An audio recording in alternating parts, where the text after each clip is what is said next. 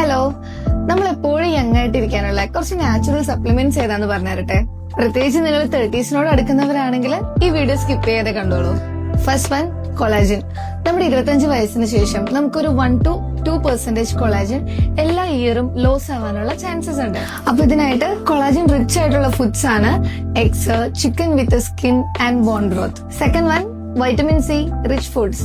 Vitamin C നമുക്ക് main ആയിട്ട് കിട്ടുന്നത് അംല, അതുപോലെ തന്നെ citrus fruits like lemon, orange and പിന്നെ broccoli and bell peppers. Bell പെപ്പേഴ്സിൽ especially red bell pepper vitamin സിക്ക് വളരെ റിച്ച് ആയിട്ടുള്ള ഒരു ഫുഡാണ്. ആൻഡ് നമുക്ക് വളരെ സുലഭമായിട്ട് കിട്ടുന്ന ഗുവ, പേരയ്ക്ക മെയിൻ ആയിട്ട് നമുക്ക് വൈറ്റമിൻ സി തരുന്ന ഒരു ഫുഡാണ്. And the third one is omega fatty acid. Omega fatty acid നമുക്ക് കൂടുതലും കിട്ടുന്ന ഫുഡ്സ് ആണ് fatty fish, walnuts, chia seeds, flax seed, ഇതുപോലുള്ള ഫുഡ്സ്. സ്കിൻ ഹൈഡ്രേഷന് വേണ്ടിയിട്ട് നമ്മൾ മെയിൻ ആയിട്ട് കൺസ്യൂം ചെയ്യേണ്ട ഒന്നാണ് omega fatty acid. And the fourth one is magnesium. Magnesium നമുക്ക് എല്ലാവർക്കും അറിയാം, ഗുഡ് സ്ലീപ്പിന് മഗ്നീഷ്യം അത്യാവശ്യമായിട്ടുള്ള ഒരു കാര്യമാണ്. മഗ്നീഷ്യം നമുക്ക് ഏതൊക്കെ ഫുഡ്സിൽ നിന്നാണ് കിട്ടാം? ബനാന, ഡാർക്ക് ചോക്ലേറ്റ്, സ്പിനാച്ച്, അതുപോലെ തന്നെ പംകിൻ സീഡ്, ആൽമണ്ട്സ്, ഇതെല്ലാം മഗ്നീഷ്യം റിച്ച് ഫുഡ്സ് ആണ്. And the final one is zinc.